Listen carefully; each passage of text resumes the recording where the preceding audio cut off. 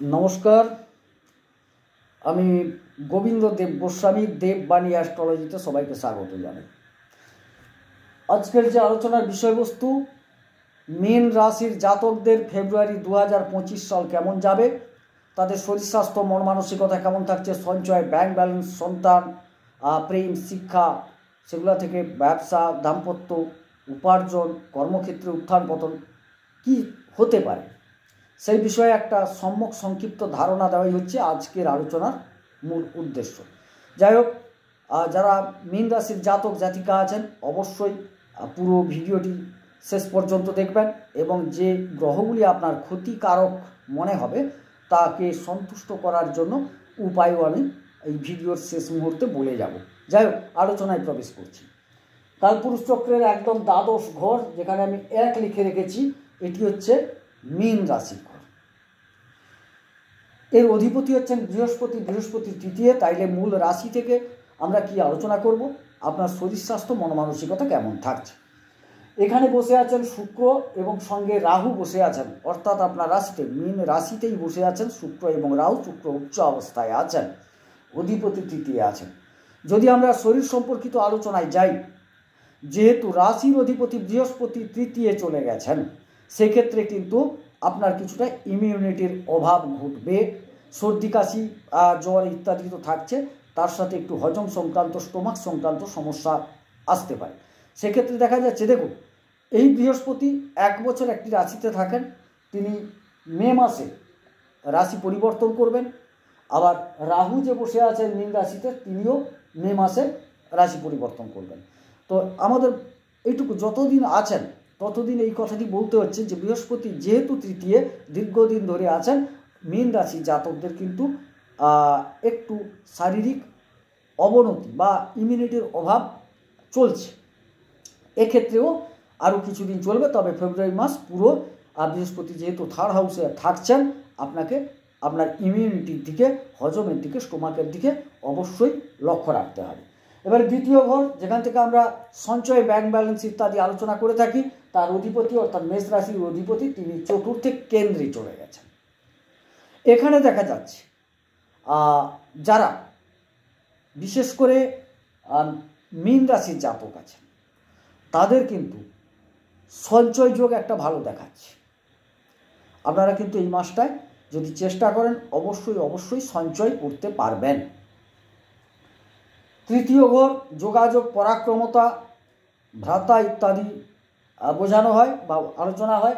এখানে বৃহস্পতি বসে আছেন, শুভগ্রহ বসে থাকার সুবাদে আপনার কিন্তু পরাক্রমতা বৃদ্ধি পাবে। প্রতিটি কাজের ক্ষেত্রে পরাক্রমতা বৃদ্ধি যোগ দেখা যাচ্ছে। যোগাযোগ কিছু হওয়ার সম্ভাবনা আছে, নতুন নতুন ক্ষেত্রে নতুন নতুন যোগাযোগ হওয়ার সম্ভাবনাও দেখাচ্ছে।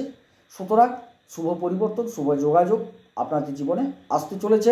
এবং আমি বলবো একটু বড় ভাই যদি থাকেন তাকে একটু সম্মান দেওয়ার চেষ্টা করুন, তাতে কিন্তু অনেকটা শুভ ফল পাবেন। অন্যান্য ভাইদের সাথেও সম্পর্ক মোটামুটি ভালো থাকছে। চতুর্থ ঘর সুখ, যানবাহন, পিতামাতার শরীর স্বাস্থ্য, গৃহ ইত্যাদি আমরা এখান থেকে আলোচনা করে থাকি। এর অধিপতি কিন্তু বুধ 10 তারিখ পর্যন্ত আপনার একাদশ ঘরে থাকছেন, উপার্জন ঘরে, অর্থাৎ ভালো জায়গায় থাকছেন। এবং চতুর্থে মঙ্গল অবস্থান করছেন। চতুর্থ ঘর থেকে আমরা এটুকু আলোচনায় প্রথমে পাই, যেহেতু মঙ্গল বসে গেছেন, প্রথমে বলবো যারা জমি, ভূমি ইত্যাদি গৃহ ক্রয় করতে চাইছেন, এই সময়টা আপনাদের ক্ষেত্রে খুবই অনুকূল সময়। কারণ তিনি ভাগ্যের অধিপতি, মঙ্গল হচ্ছেন ভাগ্যের অধিপতি এবং দ্বিতীয় অধিপতি হয়ে তিনি চতুর্থে বসে গেছেন। সুতরাং সময়টা নতুন ফ্ল্যাট কেনার পক্ষে যথেষ্ট ভালো। যারা নতুন ফ্ল্যাট কিনতে চাইছেন কিনতে পারেন, নতুন ঘর কিনতে চাইছেন কিনতে পারেন। আর যানবাহন যারা কিনতে চাইছেন অবশ্যই সময়টা আপনাদের ক্ষেত্রে খুবই উপযোগী সময়, আপনি কিন্তু ক্রয় করতে পারেন। সময়টা যথেষ্ট ভালো। বাড়ির সুখ স্বাচ্ছন্দ্য যথেষ্ট পরিমাণে ভালো দেখাচ্ছে আপনাদের। মা বাবার শরীর খুব একটা খারাপ যাবে না, তবে একটা কথা বলি, 13 তারিখ থেকে একটু বাবার শরীরের প্রতি ধ্যান দেওয়া উচিত, একটু নজর রাখতে হবে।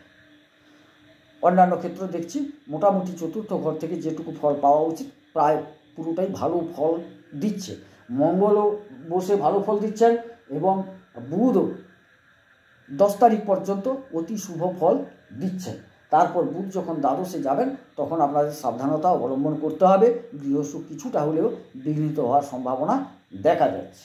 এবং অন্যান্য ক্ষেত্রে যেটা যানবাহন ক্রয়, ভূমি ক্রয় ইত্যাদি, এগুলোও বলবো আপনাদের একটু সচেতন থাকতে হবে। তবে মঙ্গল কেন্দ্রে বসে আছেন, যথেষ্ট সাপোর্টেড, কিন্তু প্রতিটা ক্ষেত্রে একটু বুদ্ধিটাকে কাজে লাগাতে হবে, কারণ বুধ একাদশ ঘর থেকে যখন দ্বাদশ ঘরে চলে যাবেন 11 তারিখ, প্রতিটা ক্ষেত্রে কিন্তু আপনাকে একটু পরখ করে নিতে হবে।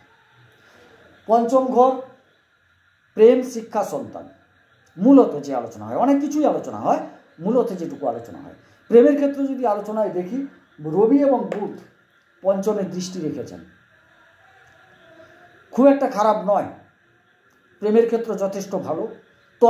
তবে যেহেতু রাহু এবং শুক্র আপনার রাশিতে বসে গেছেন, প্রেমের ক্ষেত্রে একটা আলাদা আবেদন তৈরি হবে। রাহু বসে আছেন, প্রেম হবে, নতুন প্রেমও আসবে, কারণ রাহু যোগাযোগ করাবে, শুক্র তো প্রেমের কারক গ্রহ, আপনার রাশিতে বসে গেছে, এবং পঞ্চমে রবি বুধের দৃষ্টি থাকছে, আপনার রবির থাকছে 12 তারিখ পর্যন্ত, বুধের 10 তারিখ পর্যন্ত। সুতরাং প্রেম তো একটা দেখা যাচ্ছে, কিন্তু এই রাহু একটা আবেদন তৈরি করবে, একটা চাহিদা তৈরি করবে, যে চাহিদাটা কিন্তু আপনি যদি সম্বরণ করতে না পারেন সেটা একটু ক্ষতিকারক।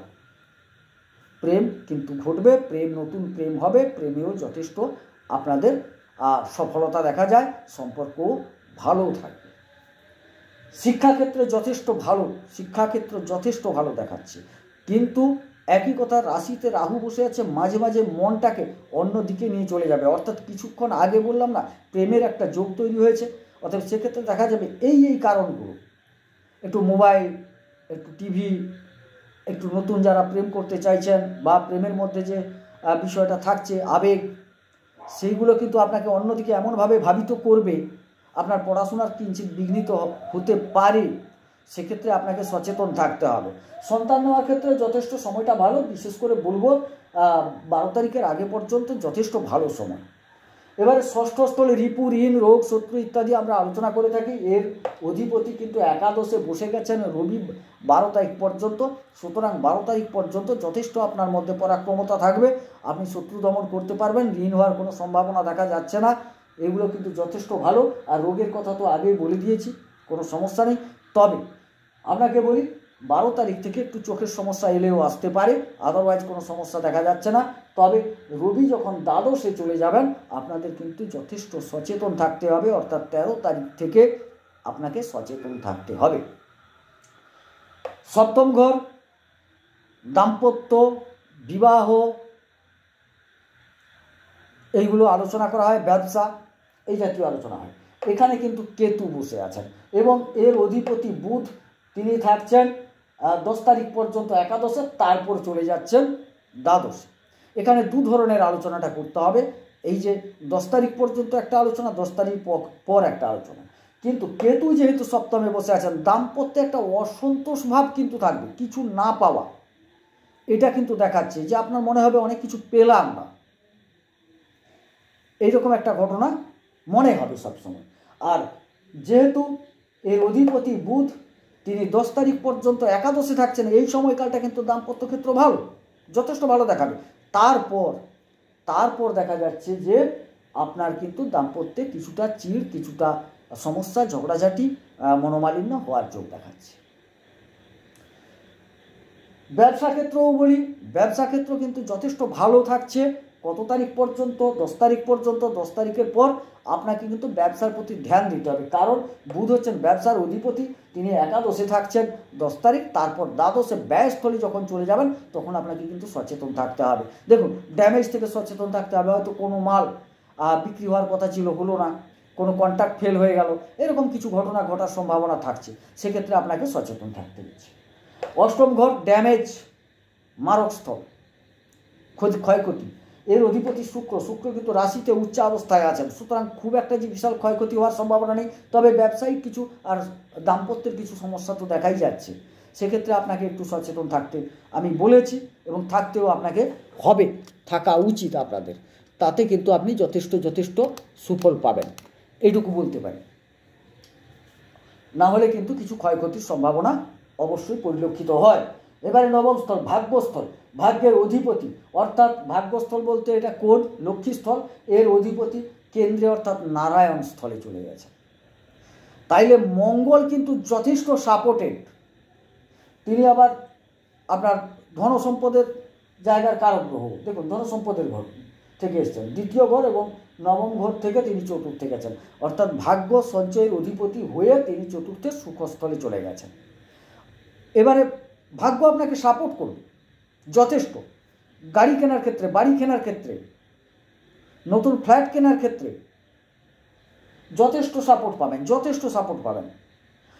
এবং সেই ভাগ্যের সহায়তাটাকে আপনাকে কাজে লাগাতে হবে। দেখুন শুধু ভাগ্য সাপোর্ট করলে যে আপনি বিরাট হয়ে যাবেন তা তো নয়, আপনাকে কর্ম করতে হবে।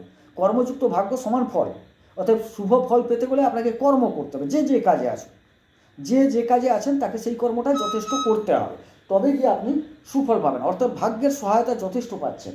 এবারে এই মঙ্গল দেখুন সরাসরি তার দৃষ্টি আছে দশম, আপনার কর্মস্থল দৃষ্টি রেখেছেন, সপ্তম দৃষ্টি।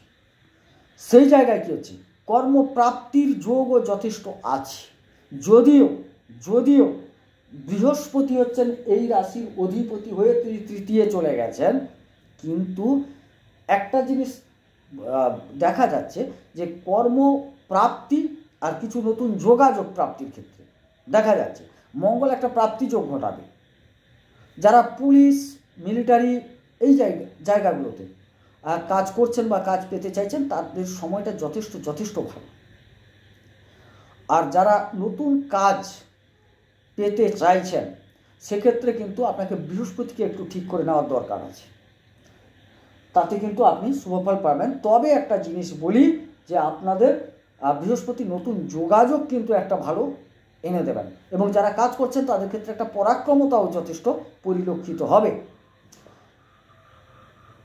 একাদশ উপার্জন বা লাভস্থল, বৃহস্পতির একটা পূর্ণ দৃষ্টি পড়ে আছে আপনার লাভস্থল, এবং রবি বুধ বসে আছেন সেখানে, একজন 10 তারিখ একজন 12 তারিখ পর্যন্ত। তাহলে এই 10-12 পর্যন্ত সময়টা অতি শুভ। তারপরেও দেখা যাচ্ছে একটা উপার্জন যোগ হবে, লাভ কিছু হবে, বৃহস্পতির দৃষ্টি আছে। কিন্তু সরকারি কর্মে যারা যুক্ত আছেন তাদের ক্ষেত্রে বলব যে আপনারা এই 12 তারিখের পর থেকে আপনার কর্মক্ষেত্রে একটু সচেতন থাকুন। কিছু ভুলভাল হওয়ার সম্ভাবনা আছে, কিছু সমস্যা তৈরি হওয়ার সম্ভাবনা আছে, তাদের একটু সচেতন থাকতে হবে। আদারওয়াইজ দেখা যাচ্ছে যে উপার্জন ভালো হবে, লাভস্থল ভালো, বৃহস্পতির দৃষ্টি পড়ে আছে সেখানে, কোনো সমস্যা নেই। এবং মঙ্গলেরও একটা অষ্টম দৃষ্টি থাকার সুবাদে, যেহেতু কেন্দ্র থেকে বসে তিনি দৃষ্টি দিচ্ছেন, অতএব আপনাদের দেখা যাচ্ছে উপার্জনটা মোটামুটি ফেব্রুয়ারি মাসে খুব একটা খারাপ যাবে না। সবচেয়ে ভালো যাবে সেটা হচ্ছে এই 10-12 তারিখ পর্যন্ত। তারপরে কিঞ্চিত কমলেও উপার্জন যোগ যথেষ্ট ভালো। হ্যাঁ, তারপর রবি চলে যাচ্ছেন, বুধ চলে যাচ্ছেন, শনি তো দ্বাদশে সক্রিয় অবস্থান করছেন। সুতরাং শনি দ্বাদশে অবস্থান করলেও খুব একটা খারাপ ফল দেবেন না, ব্যয় যোগ খুব একটা নয়। নিত্য নৈমিত্তিক মানুষের আচরণে যেটুকু ক্ষয় খরচ হয় সেগুলো তো অবশ্যই হবে, সেগুলো হওয়ার সম্ভাবনা আছে। আর সেরকম কোনো বড় ধরনের আপনাদের ব্যয় যোগ দেখা যাচ্ছে না। যাই হোক, এটা ছিল ফেব্রুয়ারি মাসের মীন রাশির একটা সংক্ষেপে আলোচনা। যারা মীন রাশির জাতক জাতিকা আছেন অবশ্যই বিষয়টিকে ফলো করবেন, এবং আপনাদের যে গ্রহগুলি ক্ষতিকারক সেইগুলো নিয়ে একটু বলে নিই। আপনাকে প্রথমে বলে নিই যে আপনাকে বৃহস্পতিকে একটু সন্তুষ্ট করতে হবে। কীভাবে সন্তুষ্ট করবেন? বৃহস্পতির প্রণাম মন্ত্র বলুন। যারা দীক্ষিত নন আর যারা দীক্ষিত তারা অবশ্যই বৃহস্পতির বীজ জপ করুন, তাতে কিন্তু যথেষ্ট শুভ ফল পাবেন। আদার্স সেরকম কোনো খারাপ দেখছি না। তবে হ্যাঁ, যেহেতু রাশিতে রাহু বসে আছেন অবশ্যই রাহুকে একটু ঠিক করে নেবেন। রাহুর বীজ আর রাহুর প্রণাম মন্ত্র আপনারা বলবেন, পাঠ করবেন, জপ করবেন, প্রণাম করবেন, তাতে কিন্তু ঠিকঠাক হয়ে যাবে। আপাতত আমি বীজ বলে দিচ্ছি, বৃহস্পতির বীজ আর রাহুর বীজ বলে দিচ্ছি, আপনারা একটু জপ করুন। যারা দীক্ষিত তারা জপ করবেন। রাহুর বীজ মন্ত্র হচ্ছে ওম ভ্রাং ভ্রিং ভ্রং স্বাহ রাহবে নমঃ। পারলে 108 বার, না হলে কমপক্ষে 10 বার আপনি এটি জপ করুন। যারা দীক্ষিত আছেন বৃহস্পতি বলছি ওম গ্রাং গ্রিং গ্রং স্বাহ গুরবে নমঃ, এই বলে বৃহস্পতিকে একটু প্রণাম জানান জপ করে, তাতে কিন্তু শুভ ফল পাবেন। আর যারা দীক্ষিত নন তারা কিন্তু প্রণাম মন্ত্র বলে প্রণাম করুন, তাতে কিন্তু শুভ ফল পাবেন। আমি বৃহস্পতি প্রণাম মন্ত্র বলছি। দেবতানাং ঋষীণাঞ্চ গুরুং কনকসন্নিভম বন্দে ভূতং ত্রিলোকেশং তং নমামি বৃহস্পতিম এই বলে বৃহস্পতিকে প্রণাম জানান, তাতে যথেষ্ট যথেষ্ট শুভফল পাবেন। আর রাহুকে একটু প্রণাম জানান। অর্ধকায়ং মহাঘোরং চন্দ্রাদিত্য বিমর্দকম সিংহিকায় স্তং রৌদ্রং তং রাহুং প্রণমাম্যহম, এই বলে রাহুকে প্রণাম করুন। দেখবেন আর যতটুকু খারাপ হওয়ার ততটা খারাপ হবে না। নিশ্চিত আপনার জন্মকুণ্ডলী যদি মোটামুটি একটা এভারেজ থাকে এই ফলটি পেতে চলেছেন, কারণ একটা গোচর ভিত্তিক আলোচনা, নির্দিষ্ট কোনো জন্মকুণ্ডলী ধরে এই আলোচনাটা নয়। সুতরাং আপনাকে কিন্তু দেখা যাচ্ছে যে এখানে এইরকম একটা ফল কিন্তু এই মাসে পেতে চলেছেন। হ্যাঁ, আপনি যদি প্রত্যাশা করেন যে আমি সব ভালো ফল নেব, খারাপটা কোনো নেব না, তা হয় না। গ্রহের যা অবস্থান আছে সেই ফল আপনাকে পেতে হবে এবং মেনেও নিতে হবে। তার মধ্যে যতটুকু সন্তুষ্ট করে যতটুকু লাভ তুলে আনা যায়, সেই জন্য এই বীজ এবং প্রণাম মন্ত্র আপনাদের সামনে বললাম। যাই হোক, আমি সর্বশেষ আবেদন করছি, আমার আলোচনা যদি কিঞ্চিত ভালো লাগে চ্যানেলটিকে লাইক করুন, সাবস্ক্রাইব করুন এবং পারলে শেয়ার করুন। সবাই সুস্থ থাকুন, সুন্দর থাকুন, ঈশ্বর সকলের মঙ্গল করুন। মঙ্গল হোক। নমস্কার।